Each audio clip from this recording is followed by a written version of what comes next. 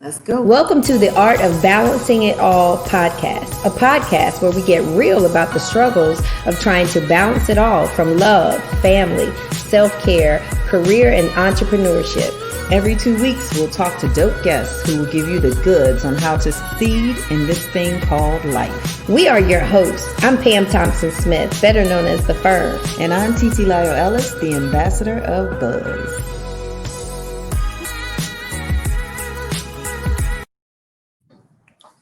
Hello. Welcome to the Art of Balancing It All. I am Pam Thompson-Smith, also known as The Firm.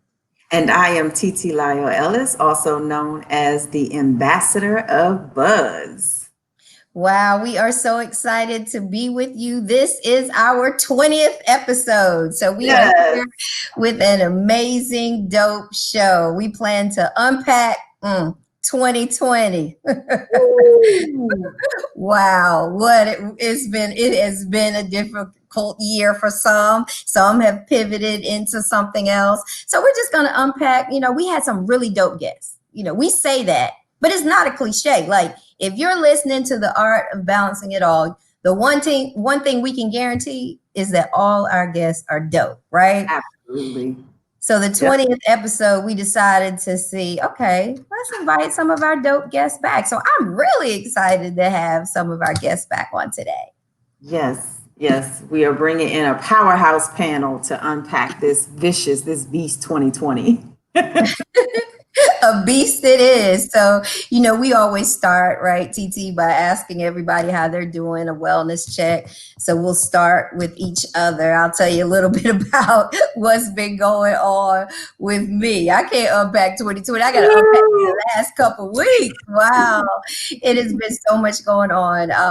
But I am the executive director of the African American Cultural Festival of Raleigh and Wake County. And this is the moment. This is the week. This is the time that we've been waiting for all year, which this is the 11th annual celebration. And so we had to pivot, of course. Normally we come together with over 44,000 people and we celebrate our African American culture through music, through food, dance, through amazing vendors and marketplace and artists from all over the country. Well, we're in a pandemic, right? So we can't do that. But we were committed to, whereas, it's about probably like 10 or 12 festivals in North Carolina and especially in this area during the summer. And all of them have canceled except for two, and that one being us. And so what we decided to do was stay committed. We're in this together, committed to giving our community something to uplift. So we're coming to you virtually.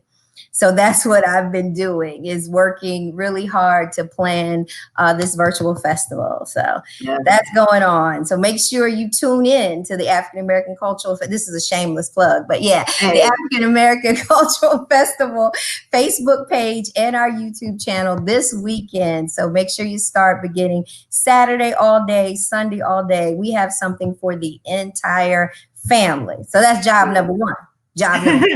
Is that I am the area director of the North Carolina League of Conservation Voter Foundation. And one of the main things that we're doing right now is voter engagement, which it can't get any more important than voter engagement right now. So I have a staff of around 10 people, and that's what we're doing. We're calling people. We can now get out in the field. We have some people out in the field, making sure that people are registered to vote. And so my plug would be that you please go check your voter registration, because in North Carolina alone, over 500,000 voters, their registrations have been purged. And that's as early if you just voted in March. There are people, I ran across someone last week that I actually know. She's a big activist. I know she probably voted as soon as she could at 18. And she checked her voter registration just out of courtesy to me. She was not registered. So this is real.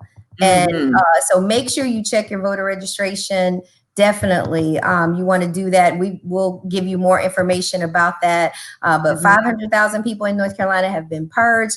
Of that, 200,000 in North Carolina are people of color. And, this is one of the most important elections. So that's the big job, is just making sure that my team and I educate people on voter engagement. Absolutely. And remember that you can start voting when?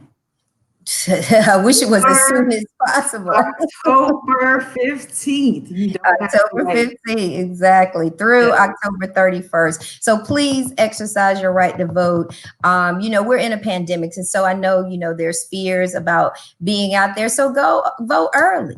Vote That's early. right. That's Vote right. early. The best days are like Tuesday, Wednesday, and Thursday. So vote early when the lines aren't long, and just, exercise your right to vote. Your voice is only silenced if you don't use it through voting. You can vote change, but first you've got to vote, and you got to vote for the right people. So educate yourself. Yes. Educate yourself. So Yes. that's, a lot of what's been going on with me, college girl, 3 weeks in at UNCG, and just praying and covering her every day and every night, that she stays away from the clusters in the name of Jesus, and to have a great semester. So that's all that's been going on with me. How about you? What have you been up to? Oh my. As you know, last week it's been a beast. It's been a beast for Black folks. I have the usual things going on. I'm working on workshops, working with a couple people to teach folks about marketing. I'm also working with someone who happens to be looking at me right now. The social media for the African American Cultural Festival, which has been really fun. But along with that, it's just the daily things that have been going on. And last week was just purely exhausting mentally with the RNC, with continued things with Jacob Blake, and then Chadwick. My boo. That was a big moment for me. I cried like a baby when that happened. So it's been exhausting, but I have found that I truly believe that 2020, one of the purposes of 2020 is to make us feel uncomfortable and to awaken us and enliven us in a way. And so it's been challenging. It's challenging our essence to me in many ways. It's challenging, and it's making us uncomfortable. Do we want to settle? And do we want to be active? Do you want to live in purpose? And Chadwick's death really invoked the do you live in purpose each and every day that God gives you? So it's put me into a new place. I'm constantly thinking about my intention and my purpose. And I recently participated, it's taken me to another level. I recently participated in a microaggression project, where I talked about some of the microaggressions I have experienced in the workplace. And I normally would not do that. I would kind of shy away from it. I would worry about what my corporate organization is thinking. And then they actually asked me to be part of a representation for Women's Equality Day. And normally I would say something that's more of a blanket statement. I'm moving from blanket to bold. And it's just, that's really what 2020 is doing. It's really invoking this sort of metamorphosis for many of us. And we all going in different directions. But you know what? The crazy thing is, with all of these things, I'm in such a peaceful place. It's very odd. I think about it all. But every day is joyful. Every day is full of smiles and laughter, even with all these things going on. So it's been a blessing. And that's why I am so excited to bring this panel on so we can really unpack all of the things that's been taking place in 2020 and really talk through some of the things that you and I have used to navigate 2020, things that these fabulous ladies have used to navigate 2020, and hopefully continue to offer our audiences ways that we are all going to make it out of 2020 better, faster, stronger. So I'm excited about it. That's great. That's great. I'm excited too. And, this show is special because we had a lot of great guests, and we took a lot of nuggets from everyone. And if we could put everyone on here, we would have like 3 or 4 hours show. Right. These ladies were just so impactful in our own lives and in changing. And, for us and listening to them, and I know they don't, we don't subscribe to the 2020 is worse and that it's over. No, that God allowed certain things so that we could pivot Yes. so that we could pause, and just Yes. think about where we were so that we could be more intentional, and Mhm. move with intentionality. And so that's what we've been doing. But I can honestly say, that peace and that joy came as we had guests that allowed us with Art of Balancing. Oh, we got to live Yes. it. We can't Yes. just have the guests on and go to the next show. We've got to live it. We've got to take the nuggets, and then we've got to do the work and apply it. And I think in our lives, we both, have really done that. And for that, Mhm. we're excited about the rest of the year. We're excited about the pivot. It's just a time of reimagining your life. And so that's what we are excited about. And so we're super excited to introduce you to our amazing, amazing guests on today. And they're going to, drop powerful gems, tell us what's been going on in their lives, and how we all can navigate these times. So our first guest, she joined us on episode 12. Now we're in 20 today, but she joined us on episode 12, Maintaining Your Mental Health and Well-Being During a Pandemic. That is none other than Dr. Margaret Brunson. We're so excited to have her. She has over 15 years in loving and leading in education and public health, with a focus on working on mental health providers and nonprofit organizations. She's the founder of her own company. She's an inspirational speaker. She's an author. She earned a BA in psychology from none other than the University of North Carolina at Chapel Hill. Yes, Tar Heel. And an MA in public administration from North Carolina Central University. Go Eagles. And that's not all, y'all. Her PhD in leadership studies from North Carolina A&T. You want me to introduce you to a woman that's walking every day on purpose. Let's welcome Dr. Margaret Brunson to the Art. Hello. Thank you. Welcome back. Good to be back. Great. So next we have Miss Nevaina Rhodes, who joined us for our 7th episode, Living Life Without Limits. What a powerful show. She's a drama-free drama coach and personal greatness guru. Nevaina Rhodes is here to talk to us about build a life without limits. How do you do that? She's a woman on a mission. Nevaina is a highly effective healer with a unique ability to help women reclaim their power. She has helped both individuals and couples create the life that they want and release their inner gladiator for greatness. Nevaina is a master communicator. And I can say that again. She's a master communicator, able to compel and enhance the understanding of individuals and groups to think more positively, act more effectively, and live more intentionally. Let's welcome back Miss Nevaina Rhodes. Hello. Hello. Girl, you make me sound like chocolate. I love it. Well, chocolate is one of my favorites. Yes. We're excited to have you back. And finally, but not least, our next guest is Felica T. She'll be joining us a little later in the discussion, but she was our guest for episode 9, Free to Be Me. Unlocking the secrets to being free and your authentic self. Felica is the epitome of a woman that is balancing it all. Felica wears many hats as a wife, mother, speaker, visionary. She is first lady of one of the largest churches, not just around, but in the country, Simon Temple AME Zion Church. She's a weekly podcast host on the Free to Be Me with Felica T. She's also founder and CEO of the nonprofit organization Felica Thompson Ministries Incorporated. She was recently voted the 2019 Ashi Magazine Nonprofit Executive of the Year Award for her nonprofit work. And she is a brand new author. She's got two books. First book released recently, Free to Be Me. And then she came back with a powerful workbook. So you free? Now what? So I can't wait till she's able to join this conversation. And yes, a beautiful sister back, Felica T. Oh man.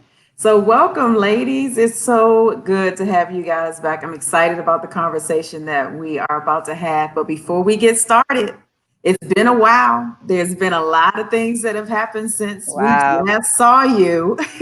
So we want to check in. How are you doing? Well, I am doing well. You know, these times have been very sobering. It's been a time of solitude. We've been sheltering in place for some, learning to move in our new normal for others. And it's Mhm. been a great respite for me. You know, I appreciate the fact that the divine put the entire world on pause just so I could catch my breath. You know, that just tells me how special I am, you know?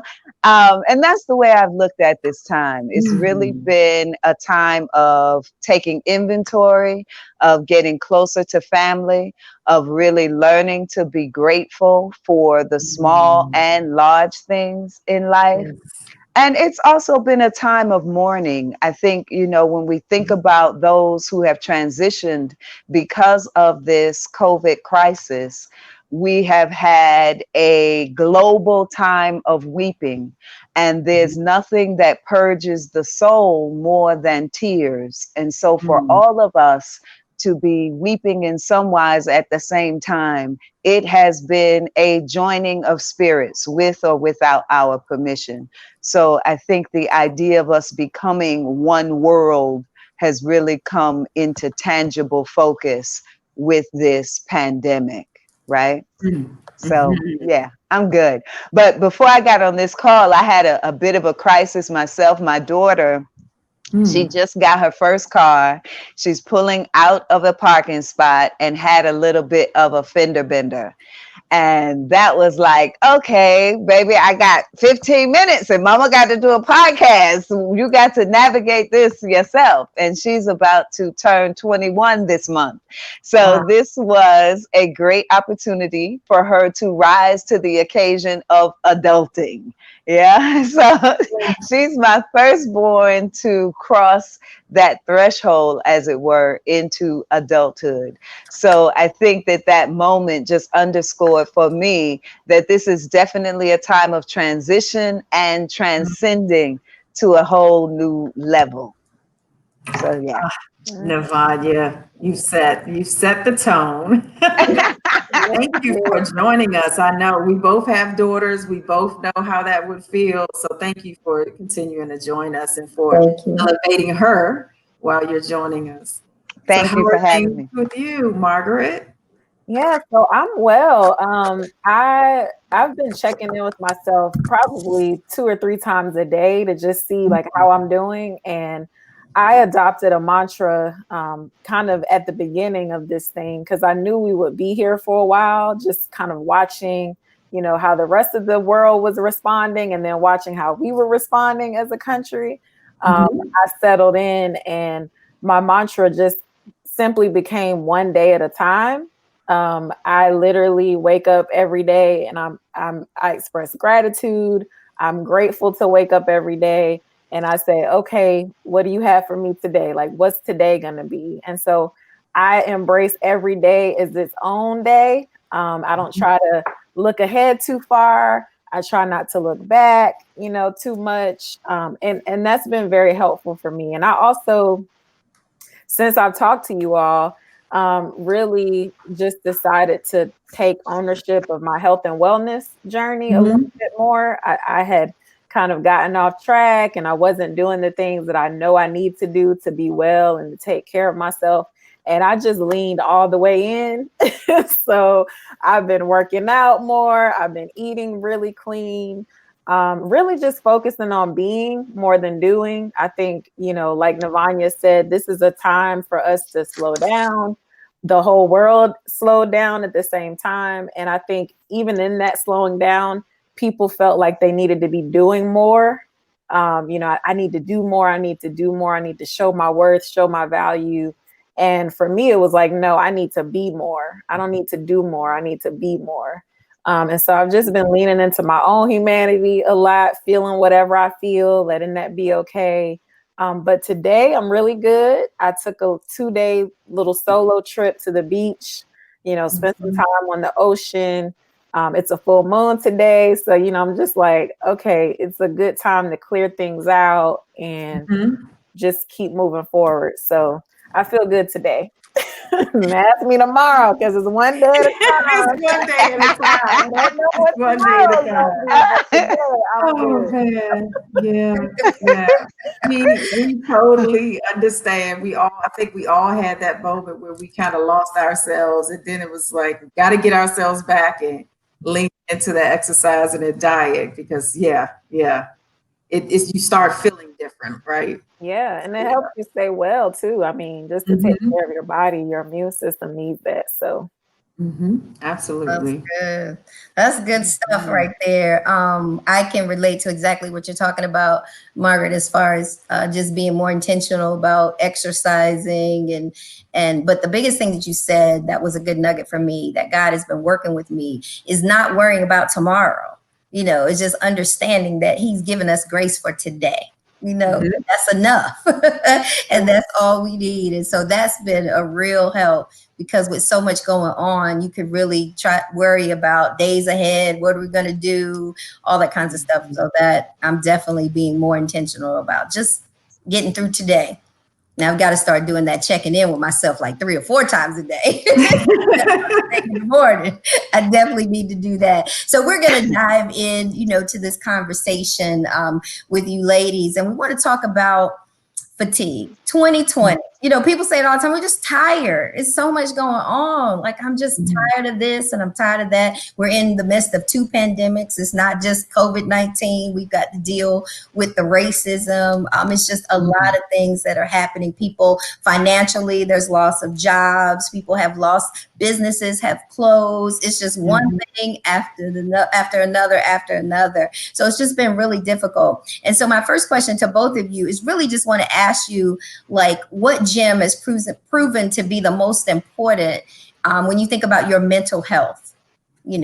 What gym would you leave that's been most important in getting you through this and through 2020 fatigue? Nevaina, we'll start with you.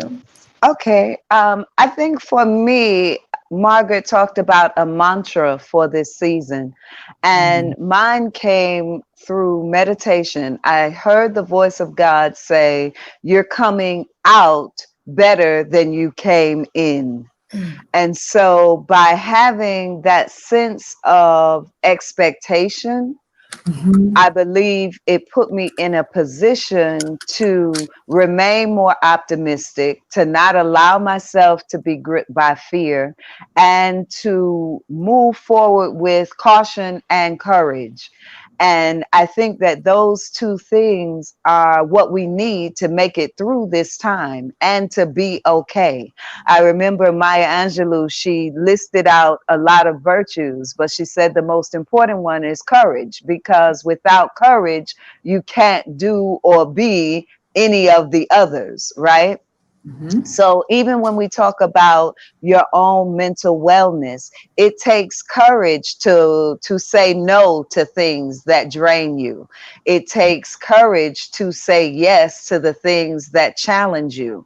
And in that sense of accomplishment, of self-awareness, of learning how to affirm and validate yourself, regardless of the chaos or the circumstances that surround you, therein you become well, right? Because you can celebrate who you are. You can also celebrate who you are becoming, and you can be kind and gentle with yourself in that process.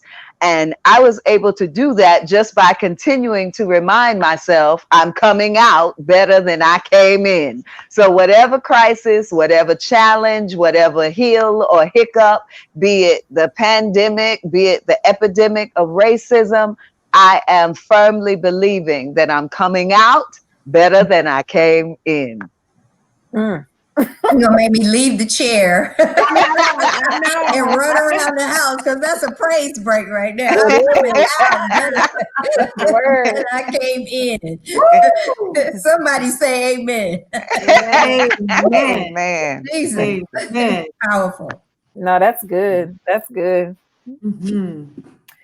Sorry, I got lost in that because that's actually something I wrote. I wrote a short piece, I think it was maybe March or April, that was in that same vein, like that this is an opportunity for us to come out better you know, and so to kind of look at things from a negative perspective also limits our ability to lean into this moment, you know, and lean into the opportunity to do that, to come out better. And I think many of us, we pray for things sometimes, but we don't know how it's going to come to us. And then when it appears, we're like, no, I didn't want it that way. You know, for me, for example, you know, I started my own business and I went full-time entrepreneurship last summer. And, you know, I was like, oh, I need more time so I can create, so I can write, so I can plan. I need to do all of these things. And here we go. Like, I have time. And so am I going to sit on my hands and be like, oh, I wish I, you know, had a speaking engagement to go to? Or am I going to use my time, you know, to do the things that I've been wanting to do? And so, yeah, I got lost in that because it's so true. It's such a good word and a good reminder. I think my gym has really been just my self-care toolkit, to be honest. You know, I'm a busy person. I like to be very active. I like to do a lot of things. I'm multi-passionate. You know, there are lots of things I like to consume my time with, and then I don't always take moments to myself to rest and recharge and to just be. And so, Pam, you know, even when you were saying you need to check in with yourself, one of the questions I ask myself, and I'm learning to do this more, is, you know, what do you need right now, Margaret? What do you need right now? Like, what do you need right now? And I think I'm wired to kind of think about other people and think about how I can be of service to other people, how I can meet other people's needs. But I rarely ask myself, like, what do I need? And so even just, you know, sitting down, taking some deep breaths, drinking some water, going outside 3 or 4 times a day, connecting with people, like that whole self-care, it's not lost on me that, like, most of us don't know how to take care of ourselves, at least not in ways that really serve us well. So that's been a gem for me. And like, I turned 40 this summer. So, Oh, wow. you know, Congratulations. thank you. I feel like a grown Looking like a teenager. Welcome to that the water. club. That's that water, that good water. But I think, you know, when I started easing into 40, I was like, oh, like, I'm grown, and I really need to get my stuff together. So it's just been really good to lean more into taking care of myself in this moment. Excellent. Wow. That's Wow. good. This is powerful already. But Yes. that's a great segue into where we wanted to go with you, Margaret. TT, you want to go next? Yeah, so we really are in this divisive area for America. Everything has become extremely divisive. And if you are a Black American in 2020, you have experienced COVID in a very different way than other cultures have experienced it, right? We've been impacted far more with the deaths and also financially. We see the numbers, 42% of businesses have actually been closed that were Black owned. And so then you have the social justice on top of it. You have the movement going at rapid speed. And we all have become very passionate. We've become very passionate in what we feel people should do. There are those who say, if you're not lifting your voice right now, then, you know, you're being too passive. You need to use your platforms, your brands, so on and so forth. And then you have this presidential election that's coming up that is important. But what it's done is it's invoked a passion in people, which I think is a great thing. But you had a post, a social post earlier, which I said thank you because you actually checked me. Oftentimes when we're in our woke stage, we want to bring others along with us. But there was something that you said in that social post about the way to approach each other, the way to provide our side of the story, but also be able to fully engage people and bring them along. And I'd love for you to share that here with us. Yeah, so I wrote that after thinking about my own experiences as a teacher. So I taught for 2 years and I taught in special education, and most of my students you know, I didn't understand why they were in special education. You know, had someone probably advocated for them, or, you know, that's a whole nother conversation. But most of them were young Black children who, and they were teenagers, and they, you know, came from circumstances, you know, like poverty, single motherhood, you know, all the isms and the things that would kind of put a label on you at such a young age.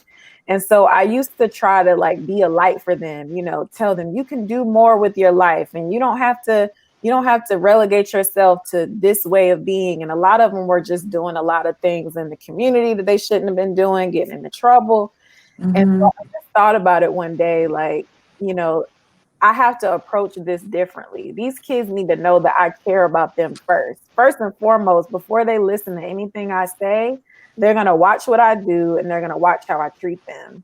And so I shifted my energy and focus and attention to loving them. Like, I just decided that I was going to love them. If they were hungry, I was going to give them food. If they missed the bus and didn't have a ride home, I was going to take them home. Like, I was just going to show them what love looked like, you know, speak kind words to them. I used to write them little love notes, and they would be like, this is so corny. But then I catch them, like, you know, reading it. But, I just thought about it, and one of the things I know about myself, and I know that we take for granted, is the power of love. It sounds so cliche sometimes, but we don't lean into love enough. And I think even in this time where, you know, white folks are just, but some of them are really beside themselves and wanting to be confessional and wanting to have these really difficult conversations with people. And then you've got, like you said, the woke folks who shame people and make people feel, and I teeter sometimes on the side of like, come on, let's be out here. Let's, you know, but we have to start with love. And, you know, in that post, I really was trying to express and encourage people to start there, like to lean into love. And what is love? And so I'll read kind of the last part that I wrote. Love is vision. Love is patience. Love is guidance. Love is understanding. Love is listening. Love is caring. Love is purposeful. Love is curiosity. Love is exhausting. Love is commitment. Love is seeking. Love is transformative. Love is revolutionary. And I think anytime we want revolution, you know, even the word love is in the word revolution, but like we have to lean more into love. And I think it looks like us really being attentive to our own needs, being attentive to the needs of others, listening to each other, you know, being open, like having a spirit of openness so that you can hear what other people have to say. But yeah, I think it's a challenge because all of us, many of us, especially those of us who have experienced racism our entire lives, it's like, oh, y'all finally seeing it? You finally getting it? Okay, come on, let's go. Like, fix it. But you do feel that way. Yeah, it's not going to happen, you know, overnight. And so I think just being patient with one another is helpful. And thank you for centering us with that post. She has a way of doing that. and you said it, checking us. Post every day. I'm like, wow, like I need checking myself too. Leading with love. Absolutely. So we do have Felica. Felica has joined us, so I'm going to bring her on. Awesome. Hello. Welcome. Thank y'all for letting me join you. I'm very excited about joining you all tonight. We are excited to have you. You know, everything when you were on our show, it was so very impactful, not just for our audience, but just for us. And so we wanted to make sure that we had you back. Just like we did before, we're going to start and we're going to have a wellness check. Before we move any further, we want to know how you're doing. How I'm doing. Exactly. How are you doing? You got a lot going on in bed, a lot happening. Balance it all. I'm trying to balance it all.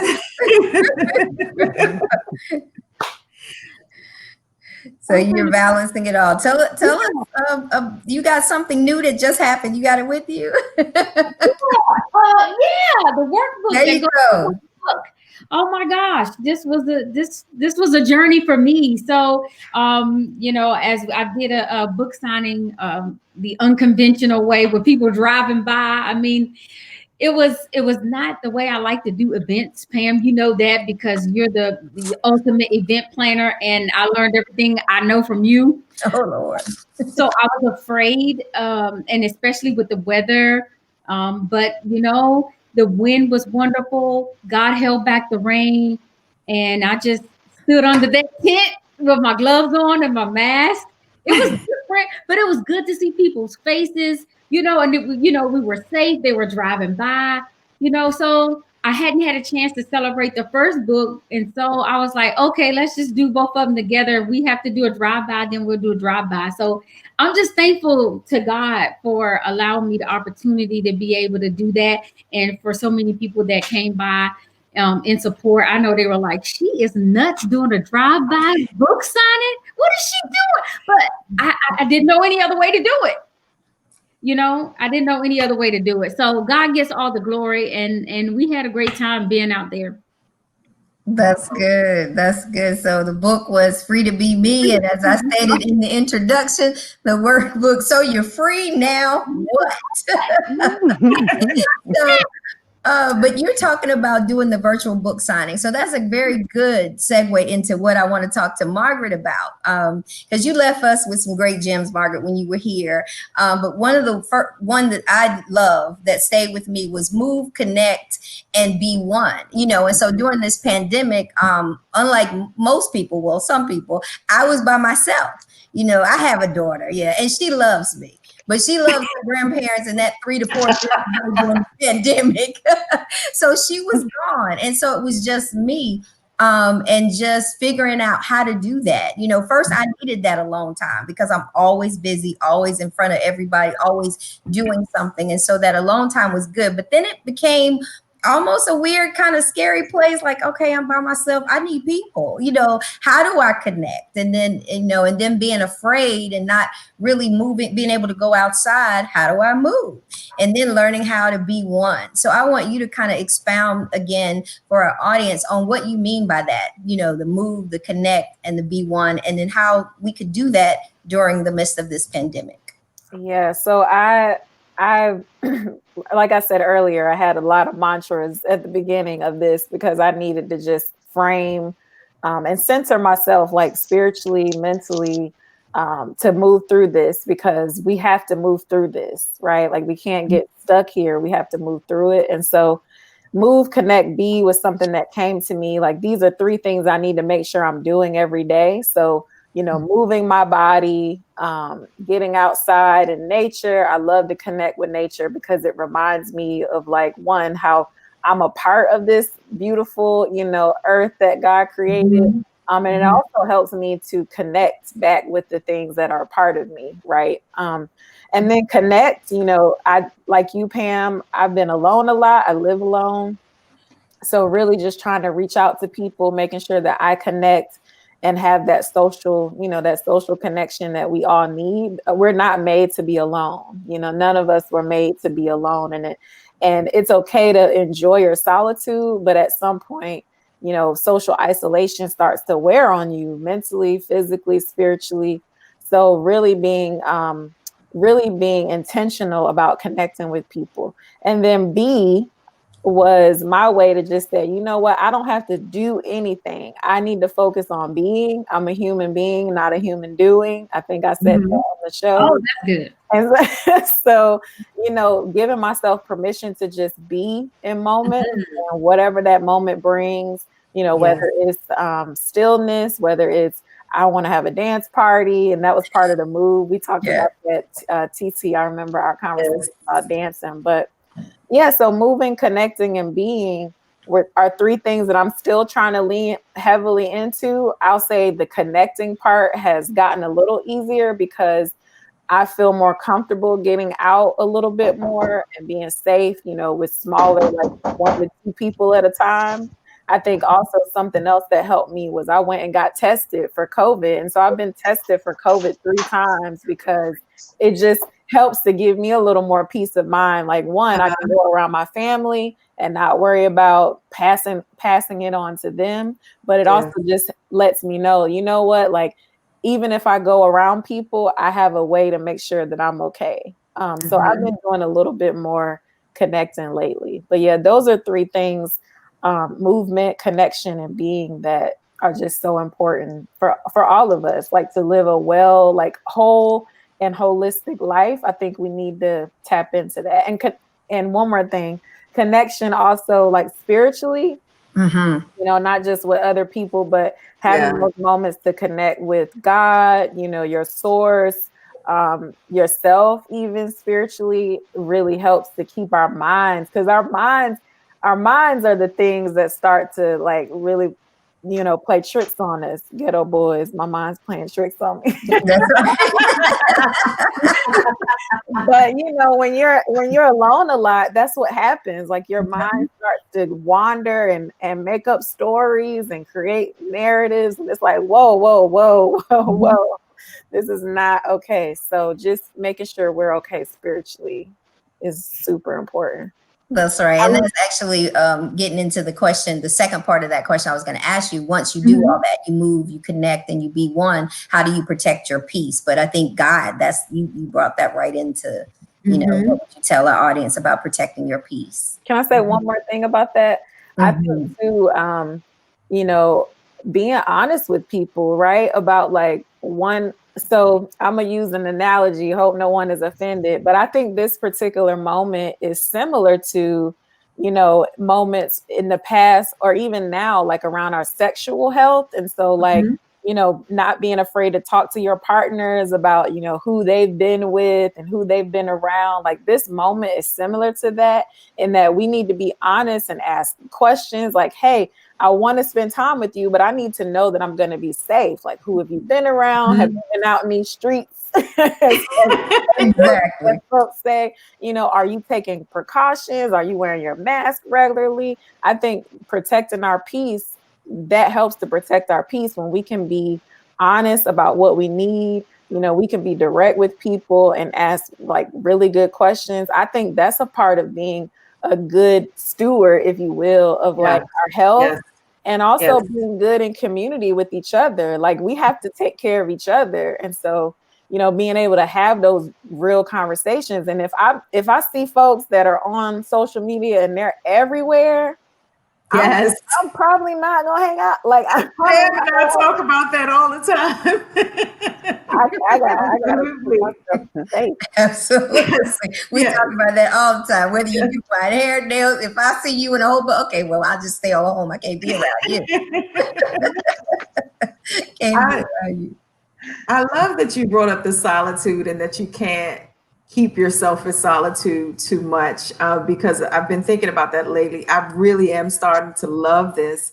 But what I've noticed is that I don't know if you ladies have felt the same, but I've become even more hypersensitive to other people's energies now that we spend so much time alone.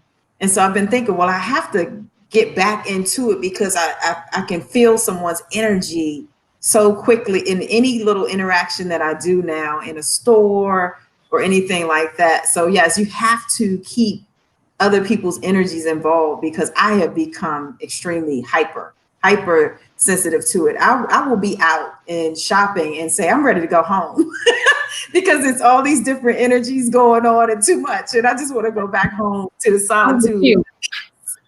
So you have to keep it balanced, because I really am getting to that point. That's a good point. Sure. You said, Felica, you're with me on that one? I'm with you on that. I really am. I feel the same thing.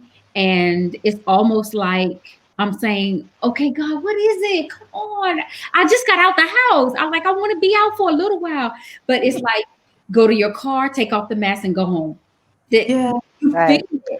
I can't, it's so hard to explain. And I probably wouldn't even brought it up if you hadn't said it.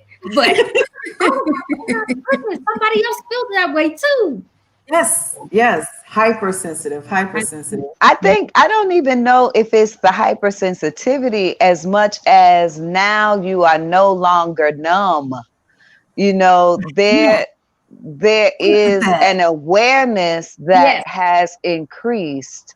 And for me, I know when I got Isaiah 26:20 that said, "Go to your homes, shut your doors until the wrath of the Lord has passed." That was all I need. I was like, okay, gotcha. I'm good. I'm only leaving out for essentials, you know, and I think it really gave me a better awareness of how much doing we do that is not essential. We just Yeah. running around just so that we can say, I was running around all day today. But did you really need to, you know? So it yeah, so I think that for me, I'm ready to get home because I've created a sanctuary space for myself, for my children. You know, this pandemic had us cleaning up and we Yes. would, what call it, sanitizing, scrubbing. Girl, I got my backyard. I was doing yard work and planting. So it's like now I want to just be home and enjoy it. And I think that Yes. there's authentic chaos in the world.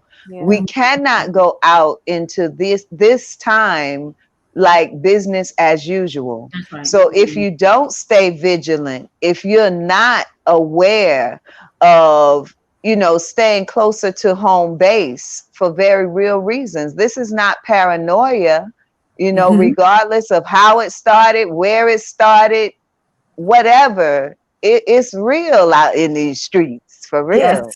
So Yes. I thank God for your intuition, sis. I think Yes. it's exactly what we need. I love it. Authentic chaos. I absolutely love that. That's going into my whole vocabulary. Authentic chaos. Into chaos. So one of the things, Navanya, that stood out with me with your show is when you talked about affirmations. You said affirmations help you get your bounce back. And I absolutely loved that. And so I had been using affirmations for the past 2 years, but it was largely through guided meditation. Hmm. And I started in the last 2 months using affirmations in my own voice. And I'm Hmm. telling you, I was not prepared. I was not prepared. I did it. I made sure my voice had a certain positivity to it, but the changes I felt spiritually in 2 weeks was remarkable. So I Hmm. would love for you to share with us, how is it that affirmations become so powerful because they're coming from your own voice? Right. The power of life and death are held in the tongue. And so when you speak a thing for yourself, it gives your soul ownership over that thing. When you hear it from someone else, it's coming from the outside, which at times we do need that affirmation from the outside, but the greater power is that which is affirmed from the inside, because that can't be taken away from you, as it were. So even when you think about the mechanism of listening to affirmations, if your signal is weak or your power goes out, now what? You've got to know how to be able to encourage yourself in the spaces of solitude, isolation, in the darkness, because at the end of the day, you are the only one who can stand in front of your change and make it so. No one else can change you for you. I can inspire you to do so. I can instruct you on how it can happen. But unless you do it for yourself, it will not be done. And so that mechanism of self affirmations, hearing your own voice, is the covenant that you make with yourself audibly. I just did a seminar for a group of ladies, and we were talking about the power of journaling, right? And how journaling is what takes a thought and makes it a word. So you have two different ways that a word can become recorded, by being spoken or by being written. And so when we journal, we allow our subconscious, our mind, will, and emotions to express themselves, oftentimes without a filter or without judgment, because we tend to write from that space of freedom without saying, okay, well, how's this going to sound? What's that going to mean? Who going to think this? All of that goes away. When you speak affirmations, you also remove that barrier between the words that you are saying and your ability to believe it, right? Because we are attesting to it with our own words. It's just like when you're in church and you say amen, that means I heard you, I got it, I get it. And so when you do the affirmations for yourself, you are in essence participating in that same sense of ownership of what you're saying. I said it, I meant it, right? I think Nene said, I said what I said. So, All right. when you say it, it is so. I said what I said. Oh man. That's good. Well, you said that you got to stand in your own change and make it so. I love that. Yes. Oh God, I absolutely love that. So I'm actually going to ask Felica a question right off of that, the heels of that. In order to stand in your own change and make it so, of course, you got to be free, right? Yeah. You got to be free.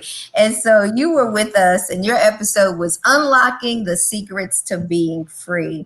And one of the big nuggets was that you talked about was don't take yourself so seriously, right? Yeah. So what would you say again to the audience a few months later, going through the pandemic, and some people have stayed stuck, but some people have moved on. Some people have pivoted into bigger direction and all kinds of things. And so we tend to look around at others and maybe at home feeling bad about where we are, whether it's from comparison or whether it's our circumstances. So what would you say to that listener or someone that's watching us about not taking yourself so seriously?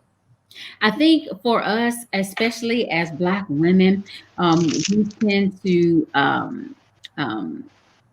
look at what others are doing and then compare ourselves and feel like that we don't measure up. But the truth of the matter is you don't have to measure up to what anybody else is doing, because your true power is just being you. That's your true power. It's just being free to be the person that you are. What gets us in trouble is the fact that we will start to compare ourselves to others, or think that God is comparing us to others. Maybe we don't meditate or read our Bible as much as somebody else, or quote scriptures as much as somebody else, but I'm living the word. You know what I'm saying? So sometimes we look at someone else and think that we have to come up to where they are in order for God to be pleased with us. But God is already pleased with us. He already loves us. He wants us to see what our rules really are. When we look in the mirror and see ourselves, sometimes we hold ourselves at a certain accountability that God hadn't even held us up to, because we feel like we got to do a certain thing at a certain age. We got to have a career. We got to have a husband. We got to have kids. We got to have, we have to do all these things at a certain age in our lives. And that's probably because the media has made things seem like it was okay for us to do, or that was something that we had to do, or even we saw it growing up, and we felt like, grandma and granddaddy been together for this length of time, or my mom and dad were together for this length of time, and I need to get married by this age. No, be you. Be free to be you. Be you. Live every moment. That's one thing I've learned during this pandemic. Stop taking my time for granted. I took my time for granted. I really did. I took my time for granted. I took my quiet times for granted. I took my house for granted. because I was never here. You know, Mm. here long enough to make sure the laundry is done and put away and you know, get your cleanup done, but then it's back to the next meeting, back to the next conference, back to the next preaching engagement. Back, I mean, I was constantly going, and so being home in a pandemic made me appreciate my time more, and also appreciate my space more because I have more time in the space. Yes. I have more time in the space to be free and to think with my thoughts. I'm telling y'all, the book released in March, and so I was working on a workbook as soon after the book had released, and God revealed some things to me that I didn't see when I was writing the book. That's what prompted. So you're free now. What? Like something has to come afterward. You can't just say you're free and stay right there. Something has to come afterward. So God took me on a journey of myself trying to figure out why I do things the way I do them and why did I do them in the first place. So I had to really do some self-examination and look on the inside of me and figure out why I did certain things and why did I believe certain things? Why did I think a certain way? Well, it's because of the way I was brought up and what I saw. However, as I became an adult, I realized some of those things I really don't agree with as an adult. I may have agreed with them as a child, but now that I've come to an adult, I've grown spiritually, I realized some things I didn't agree with. So I had to learn how to channel and change those things in a way that I won't pass the same things on to my children. I will let them know that they have free reign and an opportunity to have their own thoughts. And I had to give them an opportunity to express what those thoughts were so I could say whether they're going in the right direction or the wrong direction. But I had to let them think for themselves. I had to let them think for themselves. So that's what I've been doing during this pandemic. It was a hard journey. It's a hard journey looking at you and learning stuff about you and getting scolded from God about you being you. When God tells you about yourself, it hurts. And then you have to change and then you gotta work to change it. Nobody else can change it for you. When God says your attitude is jacked up, you need to check yourself. Now, how am I gonna check myself? I cried a lot because it was hard for me to see me. But in order for me to see me, in order for me to continue to go past being just free, I had to see me. Yeah. I had to see me. That's good. That is good. Good So, stuff. ladies, we're going to shift to just asking you general questions, and we want to get what is just on top of your mind as we ask these questions. So, the first one is, as we unpack 2020, what gives you hope? What gives you hope? And we can start with Margaret. I knew you were gonna start with come back. No, let's see, what gives me hope? Honestly, I think, this is gonna sound maybe cliche, but similar to it's Nevaina, right? Am I saying that? Yes. Okay. Yes. Similar to what Nevaina said earlier, I do believe that we're gonna get through this, and I think getting through this will also look like being better than we were before. And that vision, that vision of what better looks like, that vision of what wholeness looks like, fullness of life looks like, I think that gives me hope. Just, my faith won't allow me to lose all hope, right? Like there might be days where it feels hopeless, but I know that I think, so a friend of mine often says that we need to rehearse God's goodness. And to rehearse God's goodness means that we kind of look back and we name the things that God has already brought us through, similar to our ancestors. They had a practice of remembering, and the word remember literally means to bring your members back together. Yes. And so like, to come back to yourself and say like, no, I remember a time when things were a little harder than this, right? Like not on a global scale, but even in our personal lives, we can remember times that were more difficult than this time right now. And so having a vision for what it means to be whole and to be well and to be healthy as a people, like as a country, as a society, as a community. I think that's what gives me hope, is that vision that I can see it, right? Like I can see a better world. And so as long as I can still see it, that gives me hope. Excellent. Excellent. Nevaina, what gives you hope? I think I'd have to echo what Margaret said. You know, the substance of things hoped for is a part of that definition of faith, and then the evidence of things not seen. So whenever what if, I try to what if up.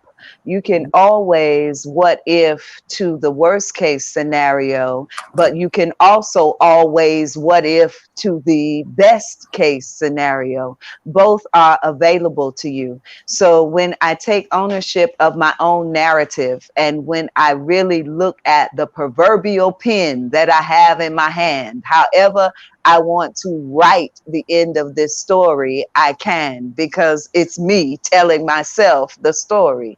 It's that element of self-talk.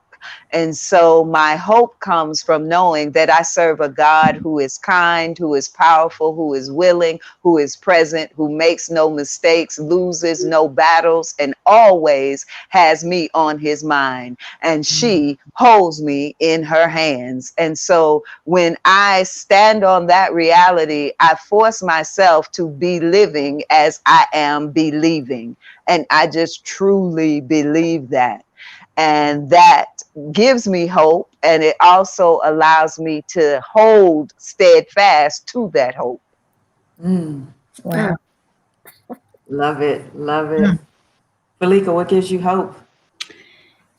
What gives me hope is the fact that trouble doesn't last always. Amen. Jeremiah 29:11, for I know the thoughts and the plans I have for you, said the Lord, plans of good and not of evil, to give you an expected end. So I'm expecting the God to do something great at the end. So I'm just looking forward to what else he's going to do, because if he brought us this far, then I know the end is going to be great. So that's what gives me hope. Wow. So when y'all look around and I'm not here, it's because I'm running around. Y'all will my spirit, and something is leaping with every answer. Like, thank you, Jesus. So I'm enjoying this. I need every bit of this. So we got another question for you. And Margaret, I got to start with you because, you know, I think you might have this one trademarked a little bit somewhere. But what the world needs now is love, sweet love. What's about that? That was a nice little setup, Pam. I like yes. That. You know, I actually I coined like this hashtag, the love life, a few years ago, and it started real quick story. It started when ran into a friend in the grocery store. She was like, "Hey girl, how's your love life?" And I knew what she was asking me. She was asking me like, "Oh, who are you dating? Are you with anybody?" And I told her, "Oh, I'm still single, but my love life is great." And she was like, "What do you mean?" And so I just started naming all the ways that love is just very present for me in my life. And that love is not only confined to romantic relationships, that we can actually live a life of love, and we can also create a life that we love. And, you know, so I think what we need is to really tap into the power of love. You know, love is so many things. And if you ask people what love means, everyone's going to have a different answer, but none of that is going to be derogatory. None of it is going to be detrimental to your well-being. Like, it's all going to be something that will uplift and, you know, heal, and things that we do in love actually manifest for the good, like the greater good of all of us. And so I just think we need more love. I mean, it's so cliche, but it's very real. Like to center and order your life in a way where you are patterned and shape your life around love is very powerful. It causes you to change the way you look at yourself, changes the way you look at other people, changes the way you look at your purpose in the world, to see yourself as kind of an agent of love. It's powerful. That's good. Absolutely. Felica, I'll start with you next. What the world needs now is? I think the world needs more conversations right now. like we're having right now. This is another thing that gives me hope. The atmosphere and the platform that balancing it, the art of balancing it all has provided for so many people, not just women, but so many different arenas and so many different people coming together just to have conversations that we normally wouldn't have had before. And so I think through what you all are doing is healing us of some things that we have been holding inside because we were hurt from them, whether it's through racism or it's through, having our rights to vote, whatever it has been, this platform has served as something to give us a voice. So I think we need to keep having conversations because I believe the conversations are helping to heal us as a people. Amen. Mhm. Amen. Mhm. Yes. Yes. I think for me, I do an exercise in my coaching where I say, what do you want more of in your life? What do you want less of in your life? And it's interesting because I think we need more God, less self. And Mhm. although a lot of my teachings are around self, be it self awareness, self love, self affirmations, the true self is that which is our divine self, right? When we have the commandment, love thy neighbor as thyself, when we have so many things that assault our soul, it gets difficult to love yourself, to value yourself, to know your worthiness within yourself, right? Maslow's needs talks about one of the basic needs, feeling like you have some element of control over yourself.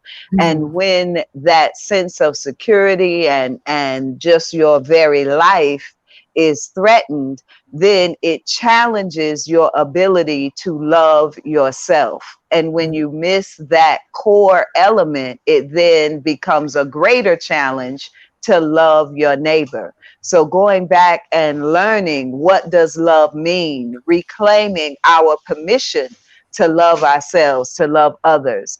And some ways we can do that is through radical acts of kindness. When you think about the civil rights movement, we had a sense of solidarity. We looked out for each other. We helped each other. You hungry? You come to my house. I'll feed you. It was just this radical element of acknowledging each other because we were so disregarded and dehumanized outside of our own culture and community.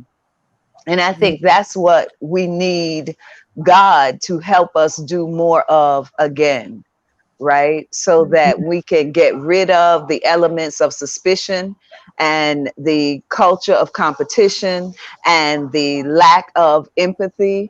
And we can really get back to being not only our own keepers, but our brothers' keepers again. And only having more God and less self, I believe, can put us on the road to do that. Yeah. Yeah. Radical acts of kindness. I love it. I love it. Ladies, what do you feel is absolute essential reading during this time? What book do you think every person should pick up during this time? Felica? The Bible. Not, I mean, you gotta pick it up. Yes. But That's what everybody say, the Bible. you gotta pick up your Bible. You gotta read your word. You gotta have your word. But look, I got all forms back here that I can grab at any moment because different translations. But I also, we have our Bible apps and we go to our Bible apps, or as mine does, send me the devotion every day. But I also have one that's become one of my favorites that I gotta pick up every morning, and that's the Jesus Calling. So I gotta have that little one. I love this one. And it always speaks to me. It always speaks to where I am at the moment. So I think we really have to get back to the basics when it comes to picking up books and pick up our roadmaps, because this is taking us where we want to go. We want to reach heaven. We want to do better, and we want to feed our souls, and we want to grow spiritually while we're home more. during this pandemic, because we really know that this is an opportunity and this is a time when God is calling us closer to Him. You know, so I would say my Bibles and my devotional books. Yeah, that's what I would say. What would you say, Nevaina? Well, First Lady took my answer, but I think next to the good book, you need your notebook or your journal, Yes. because journaling really helps you to detox. It brings mental clarity. It also allows you to get it out of your head and put it in front of you so that you can really dissect it and deal with it. You know, there's an African proverb that says you cannot heal what you conceal. And that idea of the diary is a sacred notion for inner healing. And so as we have put on our big girl pants and got good and grown, we may not have a diary, but we need that journal. And so that journaling space becomes a tool of essential function for your wellness, for purpose, for clarity, all of that. So I would say that would be the book that I'd suggest. All right. And Margaret, what would be your book? Nevaina is a true coach. I'm I'm telling you. telling you, man. I'm trying to get my coach chills people. together. Yeah, I I'm coach learning. people too, I'm and I'm like, learning. I might need to hire Nevaina to be my coach. Every coach needs a coach, right? So Absolutely. yes, I agree with the journaling. I was thinking about that I've been probably writing more than I've been reading, but I think in addition to the Bible and like these prophetic sacred texts, I think also to lean a little bit into some fiction, and I don't necessarily have one book. I tend to read a lot of things at one time, and I'm trying to not do that because I just forget what I'm reading. But I've tried to lean a little bit more into fiction in this moment, because I think sometimes we can just be so bogged down with reality that we need to have an imagination. Like, we can lose our imagination and our creativity. And I think when we lose our ability to create, when we lose our ability to imagine something different than what we're in now, I think that's where some of the hopelessness starts to come in. So I would say, pick a fiction book and lean into it. I know a lot of us read like self-help books and these nonfiction books that are so rich and speak to our lives. But, I've been reading some fiction by Black authors, and it's just been really, really helpful. And I'll send y'all a list. Maybe you can We can include share it. Yeah. We can definitely share it. Absolutely, we'll share. So my question is for each of you, what moment in 2020 shifted your perspective or the way you move now? This is easy for me. I can go first on this one. So I think I mentioned this earlier, but there was something about turning 40. I don't know, like it's like, we all know. Yeah. You only 40? Yeah, it's something I about forgot. 40. I really feel like it's almost like if you're playing a video game and you go to the next level. Like, I feel like I've hit a new level, and it's like, ooh, it's interesting up here. So I think, just even the way I approach, like, I think Felica was mentioning earlier, how sometimes you take ownership. We take ownership of ideas and beliefs that don't belong to us, or even desires, other people's desires for us. I've just really been kind of releasing that. Like, folks that know me, they're like, oh, Margaret, they want these beautiful things for me, and there's nothing wrong with that. But sometimes people want things for me that I don't want for myself. And so even like this pandemic moment and all the other epidemics, pandemics, I think I've really leaned into, how am I going to come out of this? And what do I really want? Asking myself, like, what do you really want, Margaret?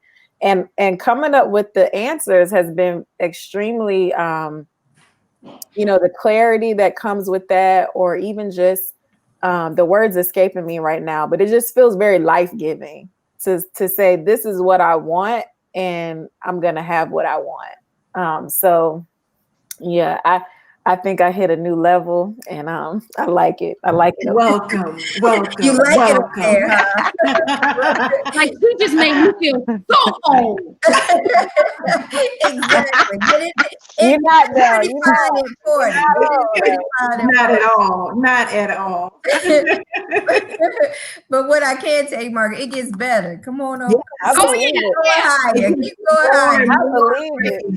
It's just every year you're freer and freer. I'm telling I you. believe It's it. getting better. So speaking of free, Felica, what would you say? What was that moment in 2020 that shifted your perspective or how you're moving around now?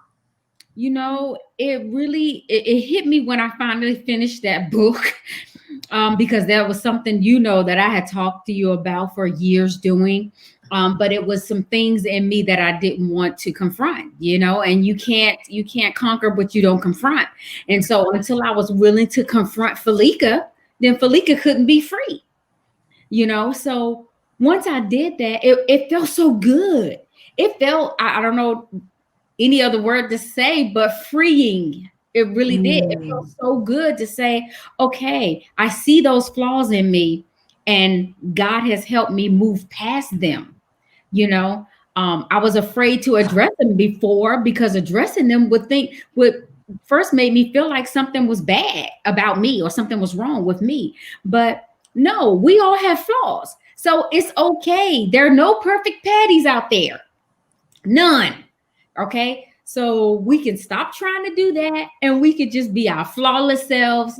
And God loves us, but He does want us to do better, you know? So that moment when I saw that book, when that box came and I opened it and saw that book, I was like, yeah, I faced her. Yes. All Yes. all her junk in the closet. I faced her. And now she can be better. You know, she can be better. So yeah, I may need further coaching, since there's two coaches up here. Congratulations. I don't have all the answers. I may need further coaching. So y'all need to, you need to but the worst part is behind me, you know, the worst part. That's what makes me excited, because the worst part, I've tackled the worst part. Yeah. I felt that one right there. Nevaina. I think for me, as you were asking the question, it was when we hit the 40 days mark after the government sort of gave the shelter in place, you know, all around. So I think it was like March 23rd that they gave the shelter in place. And then somewhere in, what was it, June or July, that they wanted to try to relax some of them. Whatever the case, it was like 40 days after. And you know the biblical significance of 40. And then Margaret, you talked about turning 40. I think I'm sitting here like 40. Right. I think that number is such a significant shift, you know. And for me, just looking at the fact that this is real, it moved from feeling surreal to feeling very real at that moment. So that put a different, I don't know, just put a different charge on me, you know? And I think we talked about Chadwick Boseman and him making his transition. That was heartbreaking. You know, I mean, I know that it is God's sovereignty, and the man lived a remarkable life in just 43 years. So you can definitely do a whole lot with just a little time. And it's a little when we think about, you know, the idea of longevity. But I think that moment for me was really a charge. Are you living out loud? Am I maximizing every moment of my life? Am I creating a legacy and something that will leave a stain after my life on this side has ended? And 2020 gave me perfect vision around what that dash in between your birth date and your death date really means, you know? So I suppose those are two moments, but they were just very major shifts for me. I felt something really move in my soul around both of those things that happened this year, you know? Yes, yes. Yeah. I feel you on that one. So that leads us to our last question. At a time where people may be asking why, what do you think God, or for some, the universe, is trying to tell us in 2020? Wow. I think he's trying to. Oh, okay. I was about to say, I'll go. Right. I feel like he's saying to us, we need to pay attention. We need to stay woke, and we need to put first things first, and we need to make what matters most important.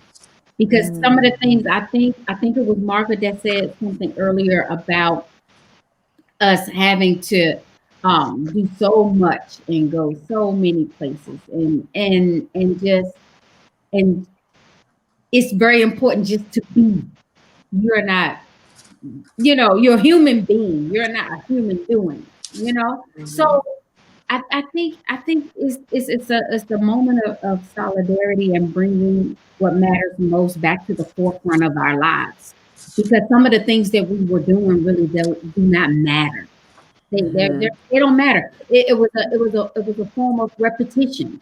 It was a form of something that we always do, and what we were used to doing. Did it matter? Probably not so much because we're not able to do it. A lot of those things now, and we're still living, and we're still growing, and we're still connecting. Look at this. Look how we're connecting. Like I think I connected more with Pam during the pandemic than I did before the pandemic. Yeah, I was moving around. And I always call her road runner, BB. Because she's blowing a horn, going somewhere all the time. But even in her busyness, she's still been in one place. So that gave me comfort because I don't have to worry about her falling asleep on the road. But she's still getting stuff done. So do you really have to be on the road late, Pam? No. Not anymore. I'm going to be worried, So I'm yes, saying, I know. things that we were doing, we don't have to do, and we could still get things done. Yeah, that's true. So I don't know. I really appreciate these moments because like I said, I've been able to connect with more people through yard streams and Zoom and things like that on a regular basis than I did before the pandemic, and we were able to drive around or hang out. Yeah, that's great. Margaret, what is God or the universe trying to tell us in 2020? Wow, I think that's just such a big question, right? But I think something that just came to me just now, and I wrote it down, is the word see, SEE. And it's almost like, Nevaina, you sparked this when you said, 2020 has given you perfect vision. And that was one of the things, that's one of the things I've been really sitting with is what am I seeing? What is the vision, right? The clarity I need, the clarity we all need, and even just trying to lead other people through that. But when I heard it just now, it was like, see, it was that tone. It was like, see. And even to your point, Felica, like see what's important, see what really matters, or like see how you're still okay. Yeah. Yes. Life has been upended, or like what are you seeing? Do you see? Like I think some of it is that. And then one other thing that I've been sitting with lately is, and this came to me probably 4 or 5 days ago. So I've still been journaling it because I want to really unpack it. But I'm just going to say it now because it came to me. But one of the things I always say is I try to live a seamless life. You know, I don't believe in compartmentalization. I think that's where we become dissonant and disjointed from ourselves. We become very disconnected from ourselves when we say, oh, I have my professional life, I have my personal life. Like, no, it's just life. And I try to live a very seamless life. But the word seamless came to me the other day, and I saw it as seamless. So SEEM less. Yes. Like, I want you to seem less and be more, right? So like, seem less. Don't, I think even in this world of like social media, people want to see a certain way. There's like an air we have, or there's an image that we put out there, and it's like we want people to see us in a certain way. So I have to seem like, you know, I matter. I have to seem like I have it all together. And I just feel like in this moment, God is saying, like, you're already enough. That's one of my favorite affirmations is I am enough. There's nothing else I have to do in order to be like enough, right? So like, be more. Just be. Yes. Be more of who you are. Be more confident in yourself. Be more authentic. All the things that we're talking about tonight. But see, and then seem less, be more. Is what I hear. Your word C is right in seamless. It sure is. Oh, and I want to say one more thing because this just has me like so hyped right now. So I've been 40 for 40 days today. Oh, wow. Look now. It's not much more to take in this thing. I've been trying not to cry. Tears have welled up a couple times. Oh, man. Out of here. Hold your view. You know, I think when we think about, or when we try to speculate what is the voice of God, we can tend to make God look at things from our perspective, right? From a human way of doing things. And we want to rationalize it given our own experiences. But I think for me, when I searched the scriptures, one of the things that stood out was be still and know that I am God. I have often looked at that as God telling me or the believer to calm down and to have an inner knowing. But in the face of this pandemic, I've seen God bring the entire world to a holy halt and assert, I am God, that the earth is the Lord's and the fullness thereof, and they that dwell therein. And when the scripture says the arms of the Lord have not shortened, that he cannot reach earth, that moment, you're going to know who is in control. Yes. Know that I am God.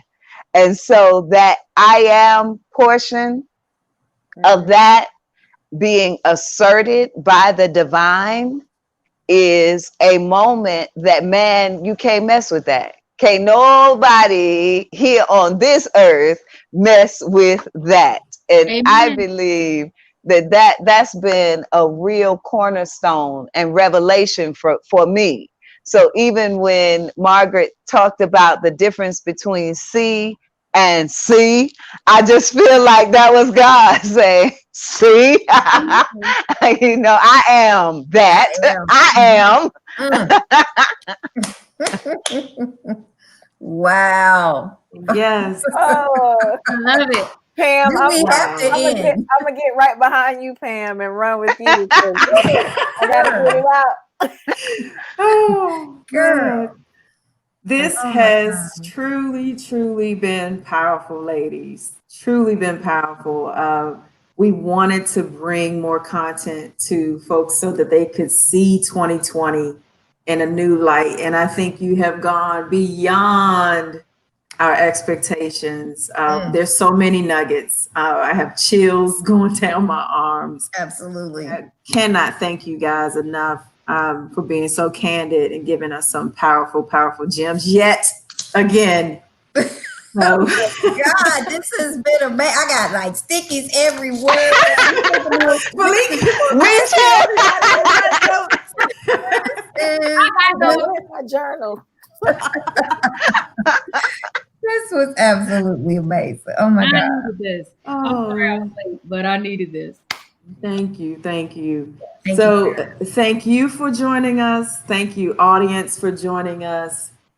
Make sure to visit us on our website, the article of balancing it all, the article, Lord, the art of balancingitall.com. You can also listen to us on Podbean, iTunes, Google Podcast, and Spotify. Be sure to subscribe, even leave a review. That's right. And make sure you check us out on all of our social media platforms. We can't talk right now because we still caught up in the atmosphere, but It's all you know good. what I'm talking about. We're on Facebook. We're on Instagram. We're on Twitter. And if you like us, let us know. If you want to see this show again, let us know, man. We're going to bring them back again. But thank you guys again for watching. Leave us a rating, and we'll be back with some amazing episodes in how long, TT? 2 weeks. 2 weeks. Thank you guys. Thank you guys. It's been a blessing. Thank you. You. My pleasure. Thank you so much. All right. Let's